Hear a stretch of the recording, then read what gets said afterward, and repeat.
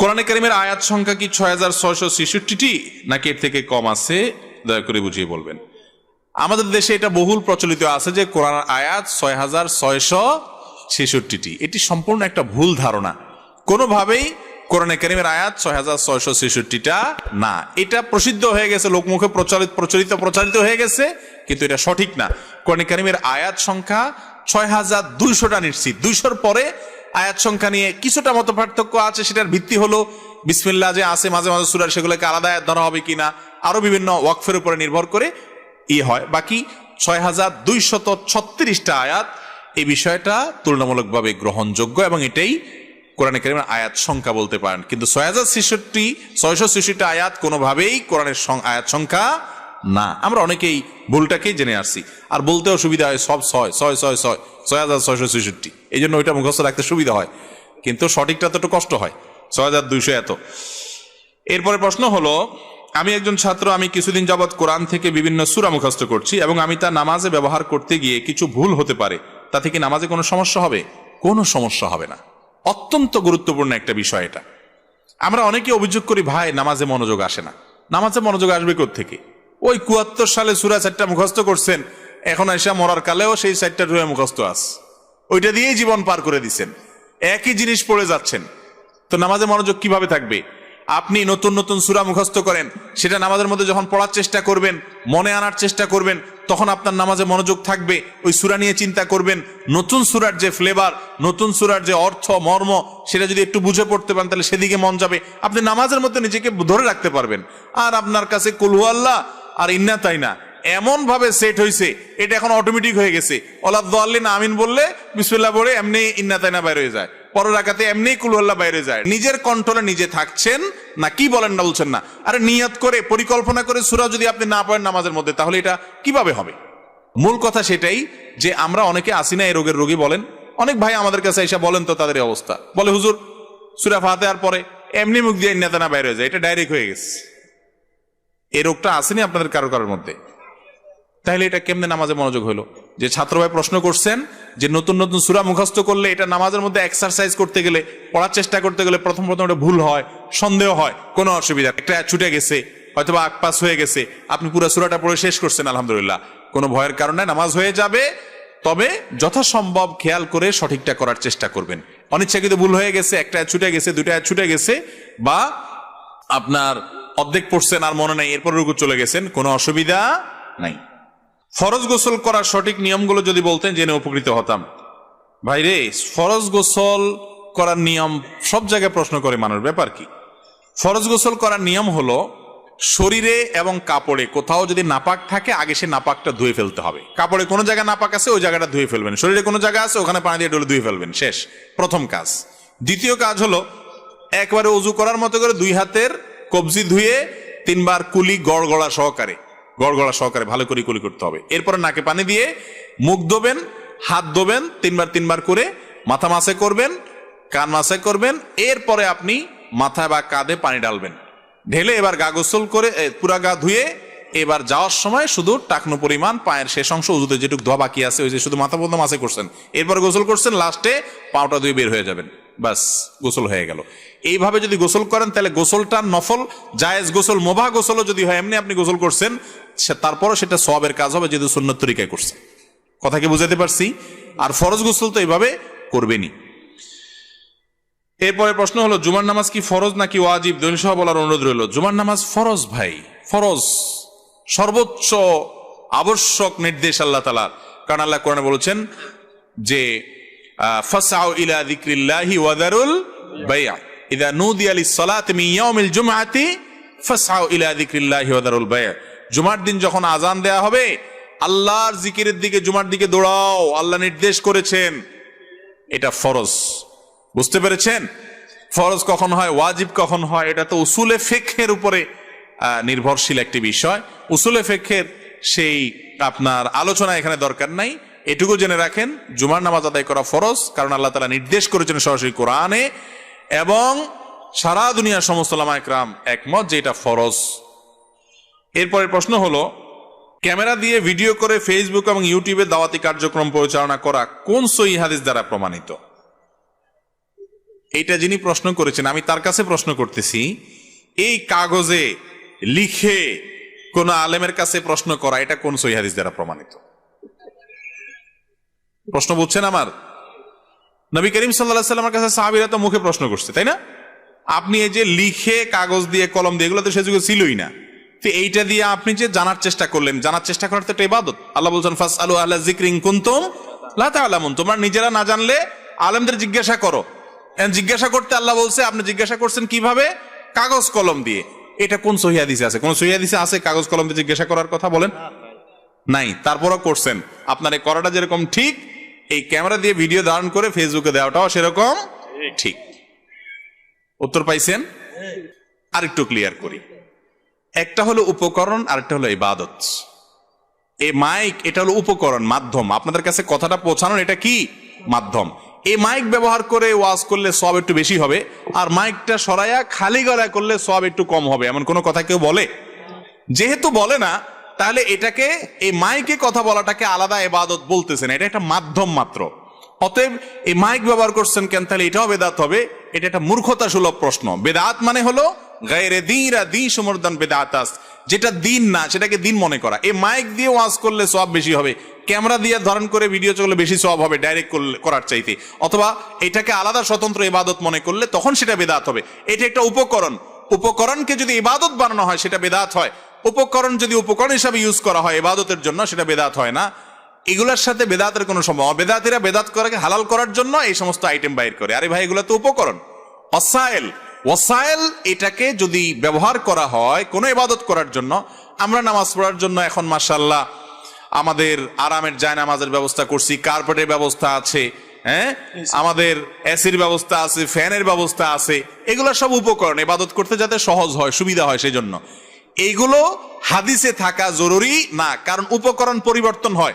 রাসূল সাল্লাল্লাহু আলাইহি সাল্লামের যুগে যুদ্ধ হতো যে উপকরণ দিয়ে, এখন সেটা দিয়ে যুদ্ধ হয়? রাসূল আকরাম সাল্লাল্লাহু আলাইহি সাল্লামের যুগে পানি পান করতো যেটা দিয়ে, এখন সেটা দিয়ে পান করে মানুষ। এই জন্য উপকরণ সব যুগে পরিবর্তন হতে থাকবে, এটা ব্যবহার করার কারণে। উপকরণ নতুন হলে সেটা কি হয় না, বেদাত হয় না। ইবাদতটা যদি নতুন হয়, আইটেমটা যদি যোগ করেন, সেটা বেদাত হবে। কথা কি বুঝাতে পারছি? এরপরের প্রশ্ন, শয়তানের পাল্লায় পড়ে পাপ করে ফেললে আমার নিয়মিত নামাজ অন্যান্য ইবাদত কি বাতিল হয়ে যাবে? না ভাই, কোন ইবাদত বন্দিগি নষ্ট হয়ে যাবে না সাধারণ কোনো পাপের কারণে। সাধারণ কোনো পাপের কারণে পাপটা যদি শিরক হয়, বড় শিরক হয়, ইসলাম থেকে খারিজ হয়ে যান, তাহলে সব বাতিল হয়ে যাবে। কিন্তু যদি পাপটা, ধরেন আপনি গান শুনলেন, আল্লাহ মাফ করুক, জেনা লিপ্ত হলেন, হারাম কোনো কিছুতে গেলেন, কোনো মেয়ের সাথে হারাম সম্পর্ক রাখলেন, জেনা সরাসরি করার জন্য, সম্পর্কটাও হারাম, এটাও জেনা, এরকম কোন অপরাধ করে ফেললেন, এর কারণে আপনার সব আমল নষ্ট হয়ে যাবে না। বরং আপনি যখন বুঝতে পারবেন আপনি অপরাধ করেছেন, তওবা করে ফিরে আসলে আল্লাহ তাআলা আগেরটাও বরং মাফ করে দিবেন ইনশাআল্লাহ। কিন্তু পাপ কাজ করলে, অপরাধের কাজ করলে আমল ইবাদত নষ্ট হয় না, এটা যখন জানা গেছেন, এবার টেনশন ছেড়ে আপনি পাপ করবেন, তাই না? যে মৌলবীতে ফতোয়া পাইছি আমলের কোনো ক্ষতি হবে না, অতএব সমস্যা কি? আরে ভাই, আমলের ক্ষতি হবে না ঠিক আছে, কিন্তু বদ আমল করে যে পাল্লা ভারী করতেছেন, এই আমলে তো কুলাবে না, কিয়ামত দিন তো আমল মাপা হবে। আল্লাহ তাআলা আমাদেরকে তাকওয়ার জীবন যাপন করার তৌফিক দান করুন। রাগের মাথায় আমার বউকে আমি তালাক দিয়েছি, আজ প্রায় 7 বছর। আমাদের কেউই পরবর্তী সময় আর বিবাহ করিনি, আমাদের একটি ছোট বাচ্চাও আছে। এখন আমরা সংসার করতে চাই, আমরা কি আবার স্বামী স্ত্রীর রূপে সংসার করতে পারবো? ভাইরে, তালাক যদি সুন্নাত পদ্ধতিতে দেন তাহলে 7 বছর কেন, 700 বছর পরেও যদি বাইচা থাকেন দুজন, আবার নতুন করে সংসার করার সুযোগ থাকবে। একটা তালাক দিবেন। তালাক নিয়ে এখন অনেক আলোচনা হওয়া দরকার, কারণ মানুষ তালাক দিয়ে রাগের চোটে, 3 তালাক তো 3 তালাক, বউরে 3000 তালাক বলে, বউরে তো তালাক বলে, বউর 14 গোষ্ঠীরে তালাক বলে, তালাক তো বলে বলে আরো কত কিছু বলে, আল্লাহ মাফ করুক। এই কাজগুলা উদ্ভট, এগুলা উম্মাদের কাজ, কোন সুস্থ মানুষের কাজ না। ইসলামের সবচেয়ে আল্লাহর কাছে আল্লাহ বৈধ রেখেছেন, যেহেতু দরকার হয়, বনিবনা না হলে সংসার ভাঙার দরকার হয়, কিন্তু সংসার ভাঙা এটা আল্লাহর কাছে সবচেয়ে অপছন্দনীয় হালাল কাজ। আবগাদুল মুবাহ ইলাল্লাহি আত-তালাক, সবচেয়ে অপছন্দনীয় বৈধ কাজ এটা। ইবলিস কিসে খুশি হয় জানেন না? হাদিস সহিহ মুসলিমে বর্ণিত হয়েছে, নবী করিম সাল্লাল্লাহু আলাইহি সাল্লাম বলেছেন, ইবলিস তার সিংহাসন পানির উপর রেখে চেলাগুলারে পাঠায় দেয়, যা আকাম কুকাম কর, বনি আদম মানুষ আমার চিরশত্রু, এগুলার সবগুলার জাহান্নামী কাজ করায় আয়। তো দিন শেষে সবগুলা ডিউটি করে আসার পর একটা আইসা বলে নেতাজি একটার দিয়া চুরি করাইছি আজকে আমি, এটা কোনো কাজ হলো? আরেকটা আইসা বলে নেতাজি একটার দিয়া জেনা করাই দিছি, বুঝলাম, কিন্তু এমন আহামরি কি? আরেকটা আইসা বলে আরেকটা কুকাম করাইছি আরেকটা কোনো মানুষকে দিয়া। একটা এসে শেষে বলে ওস্তাদ গুরুজি আমি আজ স্বামী স্ত্রীর মধ্যে বেজাল লাগাইয়া শেষ পর্যন্ত তালাক ঘটাই দিছি। শয়তান বলে হ্যাঁ তুমি এক কাজের কাজ করছো। তাহলে স্বামী স্ত্রীর মধ্যে সম্পর্ক নষ্ট হওয়া এটা ইবলিসের কাছে যদি এত প্রিয় কাজ হয়, আল্লাহর কাছে এটা কত অপ্রিয় কাজ হবে বলার অপেক্ষা রাখে? কথায় কথায় রাগ আসলে তালাক দিতে হবে কেন? তালাক দিতে হবে কেন? পারলে দুইটা ধাক্কা দেন। মাথা বেশি গরম হয়ে গেছে, বৈধ গালি দেন। বৈধ গালি বুঝেন? বেয়াদব মানে মুখ খারাপ করে গালি না। দুটা বকা দেন, যাতে হারাম না হয় সেদিক খেয়াল রাখেন। বললাম তো, পারলে দুই চারটা ধাক্কা দেন, দিয়ে পরে আবার নিজের সেফটি নিজে রাখেন। আমার আবার দোষ দিয়েন না যে আপনার কথা ধাক্কা দিয়ে মার খাইছি আমি। মানে রাগের চোটে আপনি অন্য কিছু করেন, তালাক দিছি এটা বলিয়েন না পুরুষরা মুখে। খবরদার। সালাসুন জিদ্দুহুন্না জিদ্দুন ওয়া হাজলুহুন্না জিদ্দুন। তিনটা কাজ সিরিয়াসলি করলে যা হয়, দুষ্টুমি করে করলে তা হয়, রাগের চোটে করলে তা হয়। অনেকে বলে হুজুর রাগের মাথায় নাকি তালাক হয় না। আমি কি তালাক কি প্রেম প্রীত করতে করতে দেয়? কিরে ভাই, পীড়িতের চোটে মহব্বতের চোটে বউয়ের প্রতি একেবারে ভালোবাসা গদগদ করে বলে ফেলে যে তোমাকে আমি তালাক দিয়ে দিলাম, এরকম বলে কেউ? আরে ভাই তালাক দেয়ই তো রাগের মাথা। রাগের মাথা যদি তালাক না হয় তাহলে দুনিয়াতে কোনো তালাকই আর হবে না। ঠিক না ভাই? ঠিক। হ্যাঁ, রাগটা যদি এই লেভেলের হয় যে রাগের চোটে আপনি স্ক্রু ঢিলা হয়ে এমন পাগল হয়েছেন কি বলছেন তাও জানেন না, আশপাশের লোক কয় তুমি কি করলে, আপনি কয় আমি তো জানি না, এরকম যদি স্ক্রু ঢিলা হয়ে ডাইরেক্ট হয়ে যায় তাহলে এটা পাগলের বিধানে চলে যায়। ওই মুহূর্তে আপনি পাগল ছিলেন, এই জন্য আপনার তালাক হবে না। এই লেভেলের রাগ যদি হয় আর আপনি কি বলছেন ঠান্ডা মাথা নিজের মনে আছে, তাহলে চান্দু রক্ষা নাই। খবরদার, যারা বিবাহ করেন না যুবকরা শুনে রাখেন, বউয়ের সাথে ঝগড়া করে আর যা হোক খবরদার তালাকের কথা মুখে আনবেন না। এটা এমন একটা জিনিস উল্টাপাল্টা করে ফেলবেন, হয়ে যাবে। কোনো মৌলবীর ক্ষমতা নেই ঠেকানোর। বুঝতে পারছেন? অনেক মানুষ আমার কাছে মাসালার জন্য যায়, হুজুর অনেকের কাছে গেছি, কেউই আমার বউরে রাখতে পারলো না আমার জন্য, আপনি একটু চেষ্টা করে দেখেন, একটু ঘুরে ঘেরায় কোনোভাবে একটু আমার সংসারে টিকানো যায়। হাসির কথা না। একবার জুমার পরে আমার কাছে এক ভদ্রলোক মসজিদে তালাকের মাসালা জিজ্ঞাসা করতে আসছে। যখন সে বিস্তারিত বিবরণ বলছে, আমি বললাম ভাই আপনাদের তো সংসার আর করার সুযোগ নেই, তৃতীয় তালাক হয়ে গেছে। পুরো বিবরণ শোনার পর যখন এই মাসআলা বললাম, বেচারা দেখলাম চোখ দিয়া জর্জর করে পানি ছেড়ে দিস। কারণ স্বামীরা স্ত্রীদেরকে ভালোবাসে। মুসলমান হারাম সম্পর্ক করে না, হালাল সম্পর্ক করে। এই ভালোবাসার সম্পর্কটা শয়তান রাগারাগি করে চেতাচেতি করাইয়া নষ্ট করে দেয়। তখন সে যখন বুঝতে পারে, সে চেষ্টা করে আবার ব্যাক করার, কিন্তু এমন ভাবে তালাক দেয় ব্যাক করার সুযোগ থাকে না। তো সব গ্রামের হুজুর খাইয়া, শহরের হুজুর খাইয়া বড় বড় হুজুর কাছে যায়, যে বড় হুজুরের কাছে হয়তো বড় কোনো ফাঁক ফোকর আছে। কোত্থেকে ফাঁক ফোকর থাকবে? কোনো ফাঁক ফোকর নাই। এই জন্য তো সাবধান থাকবেন তো ইনশাআল্লাহ সবাই। তালাকের কথা বলবেন না। যে মহিলা স্বামীর কাছে কথায় কথায় তালাক চায়, এটা মহিলাদের অনেকের রোগ আছে। কিছু হইলেই বলে আমার তুই এখন তালাক দিয়ে দিবি, আছে না নাই? এখন তালাক দিয়ে দিবি। পুরুষের মাথা গরমে যায়, এত ঘন ঘন চাষ নেই। এই রোগ উভয়ের মধ্যে আছে। কিছু হইলে গাট্টি বসকা গোসায়া বাবার ভাই দৌড় দেয়, আছে না? আমাদের অনেক ভাইরা বলে কেন তালাকের পাওয়ার মহিলাদেরকে দেয় না ইসলাম? আত-তালাকু বির-রিজাল ওয়াল ইদ্দাতু বিন-নিসা। তালাক পুরুষরা দিবে, মহিলারা না। কেন? অনেক ভাইরা প্রশ্ন করে, আল্লাহর আইন তো বুঝলাম না, সমান অধিকার হলো না। আরে ভাই, মহিলারে আল্লাহ তাআলা অর্পিত তালাকের পাওয়ার দিয়েছেন, তালাকের তাফউইজ যেটাকে বলে। আবার যদি তিনি জুলুমের শিকার হবেন মনে হয়, আদালতের মাধ্যমে বিয়ে ভাঙতে পারেন, সে সুযোগ আছে। খোলা দিতে পারেন, সুযোগ আছে। ডাইরেক্ট আল্লাহ তাআলা কেন দেন নাই? মহিলাদেরকে আল্লাহ সৃষ্টি করছেন এমন ভাবে, সৃষ্টিগতভাবে বেচারীদের আবেগ একটু বেশি, আর যাদের আবেগ একটু বেশি চেতাচেতিটা একটু বেশি হয়। মহিলারা সবাই যদি আমাদের পুরুষদের মতো কাঠখোট্টা কিসিমের হইতো, তাহলে পোলাপানি সব গলা টিপে মেরে ফেলতো। বুঝেন নাই?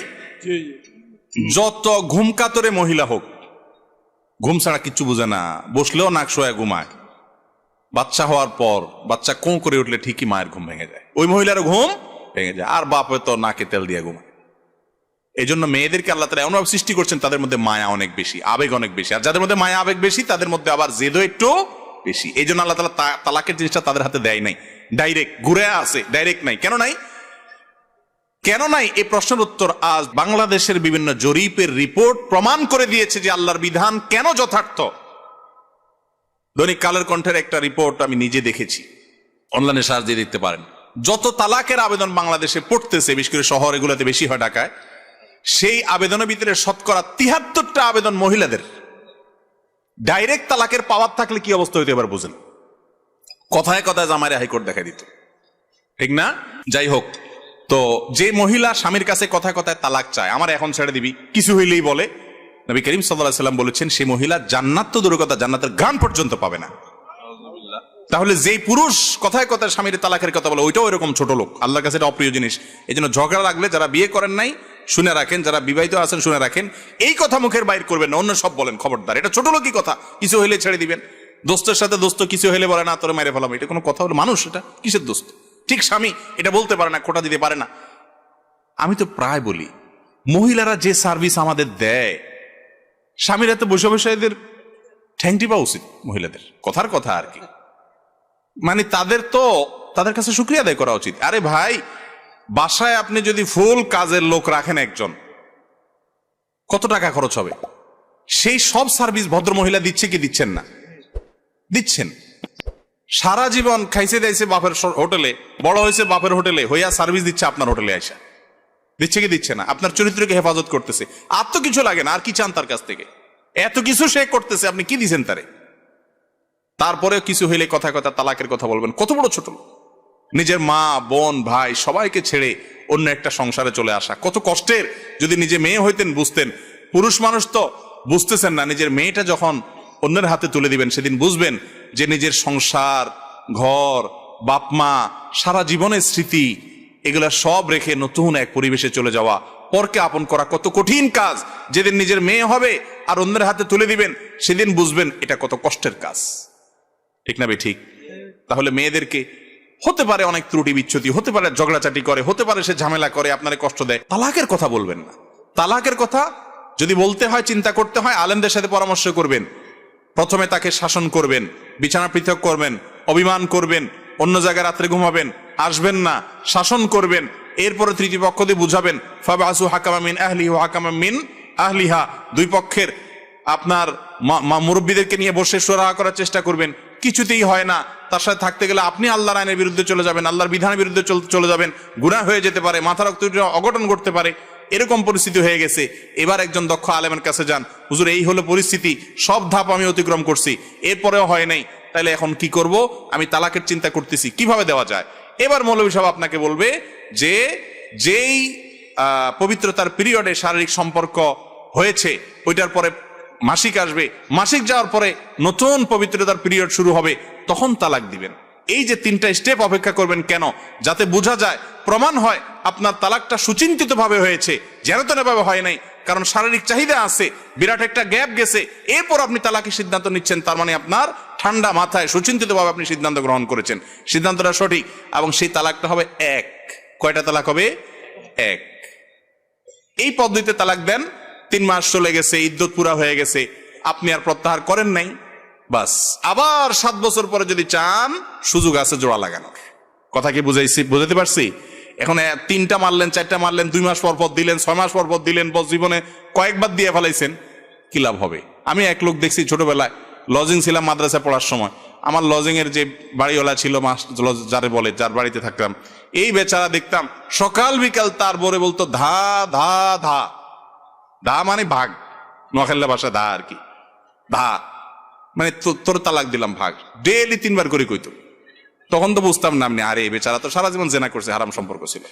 এই জন্য তালাক এমন ভাবে দিবেন যাতে প্রত্যাহার করা যায়। তালাকের কথা মুখে কথা কথা আনবেন না, এটা ছোট লোকই। প্রতিজ্ঞা করবেন তো ইনশাআল্লাহ? আল্লাহ আমাদেরকে মানুষ হওয়ার তৌফিক দান করুন।